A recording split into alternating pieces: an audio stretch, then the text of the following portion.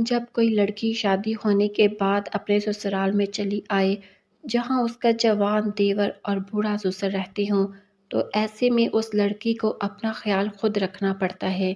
لیکن آج کل کی لڑکیاں اس بات کو سمجھ نہیں پاتی۔ اپنی ہوس میں آ کر وہ ایسا غلط کام کر جاتی ہیں کہ جس سے گھر برباد ہو جاتے ہیں۔ ناظرین، اس کہانی کو آخر تک ضرور سنیے گا۔ میری بہن کی شادی کو 4 سال ہو چکے تھے لیکن میں کبھی اس کے گھر نہیں گیا تھا۔ ایک دن میری بیوی مجھے کہنے لگی، آپ کی بہن جب بھی ہمارے گھر آتی ہے ہمارا خرچہ ڈبل ہو جاتا ہے اور آپ کی ماں ہم سے چوری چھپے اس کو گھر کا راشن دیتی ہے۔ بیوی کی بات سن کر مجھے اپنی ماں پر غصہ آنے لگا۔ اگلی بار جب میری بہن ہمارے گھر رہنے آئی تو میں نے ماں سے سختی سے کہہ دیا کہ خبردار، آج کے بعد ہمارے کچن میں مسالوں کی خوشبو پھیلی ہوئی تھی۔ میری بیوی غصے میں پیاز کاٹ رہی تھی، اس کے ماتھے پر شکن پڑے ہوئے تھے۔ میں کچن کی دیوار سے ٹیک لگا کر چائے پی رہا تھا۔ اچانک میری ماں کچن کی دہلیز پر آ کر کھڑی ہوئی۔ ماں کے ہاتھ میں تسبیح، ان کے چہرے پر ایک ایسی مسکراہٹ تھی جو مجھے ہمیشہ تھوڑا بے چین کر دیتی تھی۔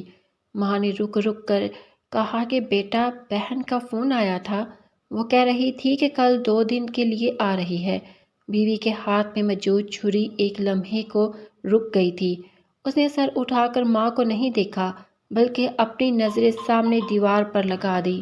ماں نے مجھ سے کہا، بیٹا واپسی پر ذرا گوشت اور کچھ پھل لے آنا۔ میری ماں مجھے کہنے لگی، بیٹا پچھلی بار تم جو چائے کی پتی لائے تھے وہ بھی ختم ہو گئی، ایک بڑا پیکٹ لیتے آنا، بیٹی آ رہی ہے۔ میں نے اپنی ماں کو مختصر جواب دیا، ماں جی میں دیکھ لوں گا۔ میں نے چائے پی کر اپنا کپ ٹیبل پر رکھ دیا۔ میری ماں کے کچن سے جاتے ہی میری بیوی نے چھری میز پر رکھی اور میری طرف مڑ کر ماں کے لہجے کی نقل اتارتے ہوئے طنزیہ انداز میں کہنے لگی۔ بیوی غصے میں کہنے لگی، آپ کو ذرا اندازہ بھی ہے؟ آپ کی بہن جب یہاں آتی ہے ہمارے گھر کا خرچہ ڈبل ہو جاتا ہے۔ پچھلے مہینے کا راشن ابھی 15 دن بھی نہیں چلا اور پتی کا ڈبہ جو میں نے سنبھال کر رکھا تھا وہ گم ہو چکا ہے۔ میں نے بیوی سے کہا، چھوڑو بھی، اب بہن آ رہی ہے تو کیا ہم اسے روکتے ہیں؟ میں کمرے سے باہر آ گیا۔ میری بیوی میرے پیچھے کمرے سے باہر آئی، کہنے لگی، رک جائیں لیکن آنکھیں تو کھلی رکھیں۔ آپ کو لگتا ہے میں جھوٹ بولتی ہوں یا میں آپ کی بہن سے نفرت کرتی ہوں؟ لیکن کبھی اپنی معصوم ماں کی الماری چیک کرے۔ آپ نے چوری چھپے جو سامان یہاں سے وہاں منتقل کیا تھا وہ آپ کی محنت کی کمائی ہے۔ آپ کی بہن یہاں رہنے نہیں آتی بلکہ وہ یہاں شاپنگ کرنے آتی ہے۔ وہ آتی ہے تو ہمارا صابن، ہماری چینی، یہاں تک کہ بچوں کے بسکٹ تک اس کے بیگ میں چلے جاتے ہیں۔ میں نے اپنی بیوی کی کسی بات کا کوئی جواب نہ دیا۔ میں خاموشی سے اپنا بیگ اٹھا کر باہر نکل آیا، لیکن اس کے لہجے کی سچائی میرے لاشعور میں ایک کانٹے کی طرح چبھ چکی تھی۔ شام کو جب میں گھر واپس آیا تو میری بہن آ چکی تھی۔ بہن صحن میں کرسی پر بیٹھی ماں سے باتیں کر رہی تھی۔ اسے دیکھ کر پرانی یاد ذہن میں آنے لگی۔ جب وہ رخصت ہوئی تھی تو کتنا روتی تھی، لیکن اب اس کے چہرے پر وہ معصومیت نہیں تھی بلکہ ایک عجیب سی تھکن اور کچھ پانے کی طلب دکھائی دے رہی تھی۔ اس نے خوشی سے اٹھ کر مجھ سے پوچھا، بھائی آپ آ گئے؟ میں نے سخت لہجے میں جواب دیا۔ میں نے کہا، ہاں، دیکھا نہیں، میں آ چکا ہوں۔ رات کے کھانے کے دوران میز پر ایک بوجھل خاموشی تھی۔ ماں بار بار بہن کی پلیٹ میں گوشت ڈال رہی تھی، کہہ رہی تھی، بیٹی کھا لے، سسرال میں تو بس دال ساگ کھاتی ہوگی۔ میری بیوی نے فوراً مداخلت کی، کہنے لگی، ماں دال ساگ بھی اللہ کی نعمت ہے، ویسے ہمارے بہنوئی کی دکان کا کیا حال ہے؟ سنا ہے مہنگائی کی وجہ سے گاہک کم ہو گئے ہیں۔ بہن نے نوالہ توڑتے ہی سر جھکا لیا، کہنے لگی، جی بھابی، حالات تھوڑے مشکل ہو رہے ہیں، بس اللہ کا کرم ہے۔ بیوی نے چبا چبا کر کہا، کرم تو ہے کیونکہ میکا سلامت ہے۔ کھانے کے بعد میں اپنے کمرے میں تھا کہ مجھے پیاس لگی۔ میں کچن کی طرف جا رہا تھا۔ گیلری میں اندھیرا دیکھ کر میں رک گیا۔ ماں کے کمرے سے روشنی کی ایک لکیر باہر آ رہی تھی۔ میں نے دیکھا کہ ماں اور بہن کمرے کے اندر فرش پر بیٹھی تھی۔ ماں نے اپنی وہ پرانی لکڑی کی چھوٹی سی پیٹی کھولی ہوئی تھی جس میں وہ اپنے کپڑے اور ضروری سامان رکھتی تھی۔ ماں نے پیٹی سے ایک بڑی سی تھیلی نکالی اور بہن کے بیگ میں ڈال دی۔ کہا، بیٹی یہ رکھ لو، یہ تمہارے کام آئے گا، اور یہ شال بھی رکھ لو، سردیاں آ رہی ہیں۔ میری ماں کی آواز بہت آہستہ تھی، جیسے وہ نہیں چاہتی تھی کہ باہر کسی کو خبر ہو۔ بہن نے وہ سامان خاموشی سے اپنے بیگ کے نیچے چھپا لیا اور ڈرتے ہوئے پوچھا، اماں اگر بھائی کو پتہ چلا تو پھر کیا ہوگا؟ ماں نے اس کے سر پر ہاتھ پھیر کر کہا، اسے کچھ پتہ نہیں چلے گا، تم بس اپنا خیال رکھا کرو۔ میں اندھیرے میں کھڑا یہ سب دیکھ رہا تھا، میرا خون کھول اٹھا۔ میری بیوی ٹھیک کہتی تھی کہ ماں میری کمائی چوری چھپے بہن کو دے رہی تھی۔ میں غصے میں واپس اپنے کمرے میں آیا تو بیوی میری آنکھوں میں دیکھ کر پوچھنے لگی، کیا آپ نے سب دیکھ لیا؟ میں نے کوئی جواب نہ دیا، میں بستر پر خاموشی کے ساتھ لیٹ چکا تھا، لیکن میرے ذہن میں وہ تھیلی ابھی تک گھوم رہی تھی۔ اس میں کیا تھا؟ صابن، چینی یا ماں کی جمع پونجی؟ مجھے بہن سے ایک عجیب سی نفرت ہونے لگی۔ وہ بہن جس کے لیے میں نے ابا کے بعد اپنے کتنے خواب قربان کیے تھے، آج وہ میرے گھر کو دیمک کی طرح چاٹ رہی تھی۔ مجھے پتہ نہیں تھا کہ اس بیگ کے اندر صرف سامان نہیں تھا، بلکہ ایک ایسی حقیقت چھپی تھی جو میرے تصور سے کہیں زیادہ ہولناک تھی۔ لیکن اس وقت میں صرف ایک غصے بھرا بھائی تھا جو اپنی بہن کو چور سمجھ رہا تھا۔ بہن کو گھر آئے دوسرا دن تھا، گھر کی فضا عجیب سی گھٹن محسوس ہو رہی تھی۔ میں نے صبح سے ٹھیک طرح سے بات بھی نہیں کی، بلکہ جب میری بہن سامنے آتی تو میں کسی نہ کسی طرح بہانے سے نظریں چرا لیتا۔ بیوی کچن میں تھی، وہاں سے برتنوں کے ٹھٹکرانے کی آوازیں آ رہی تھی۔ میری ماں بار بار کچن کے چکر لگا رہی تھی، کبھی بہن کے بچوں کے لیے کچھ کھانے کو لاتی تو کبھی بہن کے پاس بیٹھ کر اس کا ہاتھ تھام لیتی۔ مجھے یہ دیکھ کر عجیب سا غصہ آ رہا تھا۔ تو پھر میں نے کھانے پر جب ہم سارے میز پر جمع ہوئے تو بیوی نے بڑے سلیقے سے بات شروع کی۔ اس نے ایک پلیٹ میں چاول ڈالے اور بہن کی طرف دیکھ کر کہنے لگی، تم تو ماشاءاللہ ہر دوسرے تیسرے مہینے چکر لگا لیتی ہو، لیکن دیکھو میرے شوہر کے پاس بالکل بھی وقت نہیں ہوتا۔ 4 سال ہو چکے ہیں تمہاری شادی کو اور یہ آج تک تمہارے گھر نہیں دیکھ سکے۔ میری بیوی کی بات سن کر میری بہن نے نظریں جھکا لی اور دھیمے سے بولی، بھابھی بھائی بہت مصروف رہتے ہیں، ان کی نوکری بڑی ذمہ داری والی ہے، میرا گھر تو بہت دور ہے اور گلیاں بھی بہت چھوٹی ہیں۔ میری ماں نے بہن کی بات کاٹ کر کہا، نہیں بیٹی ایسی کوئی بات نہیں، بھائی کو اپنی بہن کے گھر جانا چاہیے۔ میں تو کہتی ہوں بیٹا اس بار جب بہن واپس جائے تو تم اسے چھوڑنے چلے جانا، اسی بہانے سے اس کا گھر بھی دیکھ لو گے۔ میں نے ایک سر آہ بھری اور ماں سے کہا، اماں آپ کو پتہ ہے گاڑی وہاں نہیں جا سکتی، اور پھر میرے پاس اتنا فالتو وقت نہیں۔ میرے اس جملے پر دسترخوان پر خاموشی چھا گئی۔ بہن کا نوالہ اس کے ہاتھ میں رک چکا تھا، اس کی آنکھوں میں آنسو آنے لگے تھے۔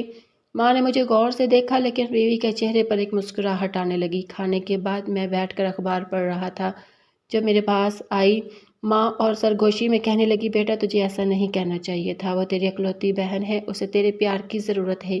میں نے اخبار کو ایک طرف پھینکا، میں نے کہا، ماں پیار اپنی جگہ، لیکن کیا آپ کو لگتا ہے کہ مجھے کچھ پتہ نہیں چلتا؟ میں نے خود دیکھا ہے کہ آپ کس طرح چوری چھپے اسے گھر کی چیزیں دے رہی ہیں، کبھی صابن، کبھی راشن، اور نہ جانے کیا کیا دے رہی ہیں۔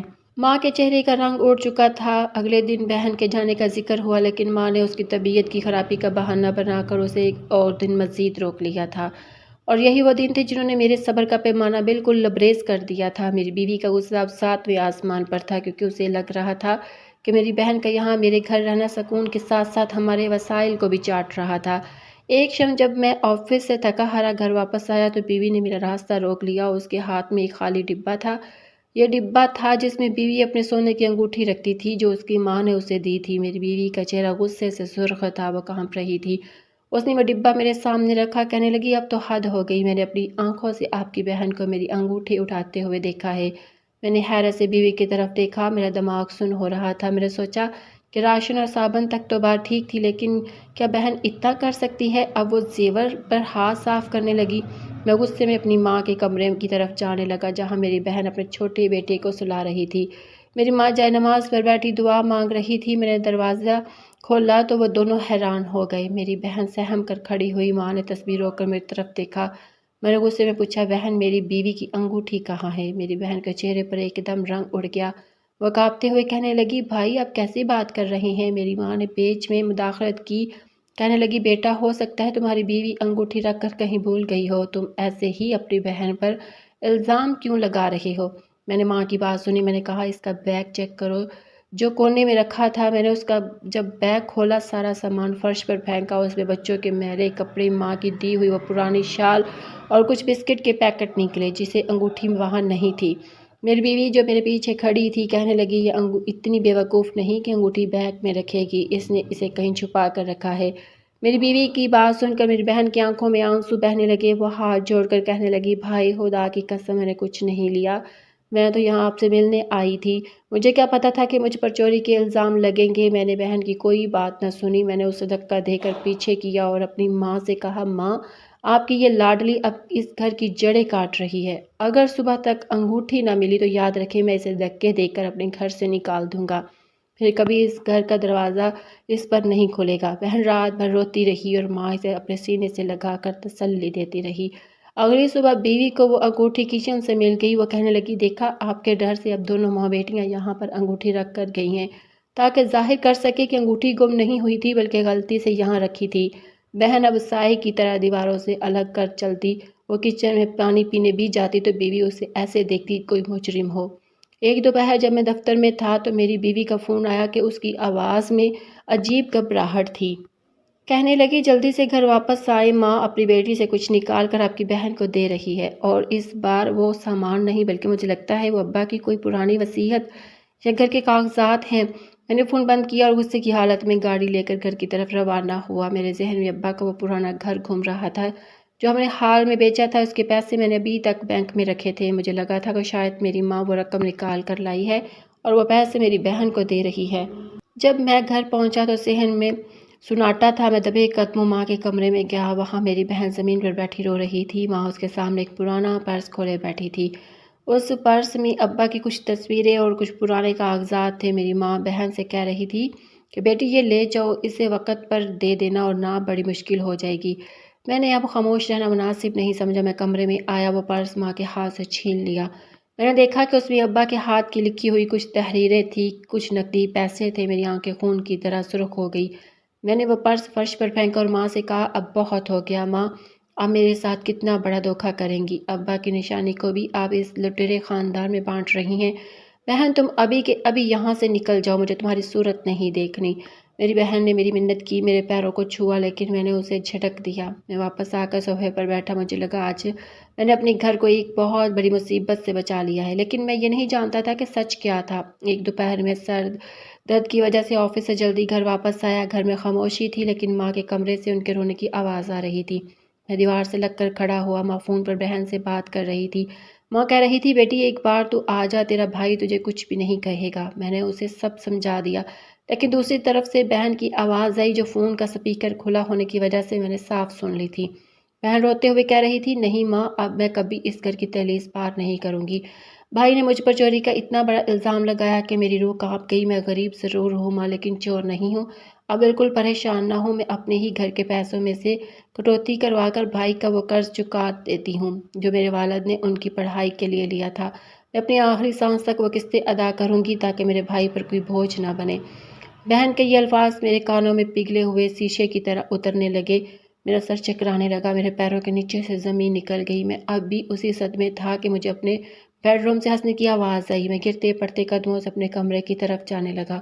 مجھے پتہ نہیں تھا کہ آج میری ساس آئی تھی۔ وہ بہت کم ہمارے گھر آتی تھی، لیکن آج وہ اپنی بیٹی کے ساتھ کہہ کے لگا رہی تھی۔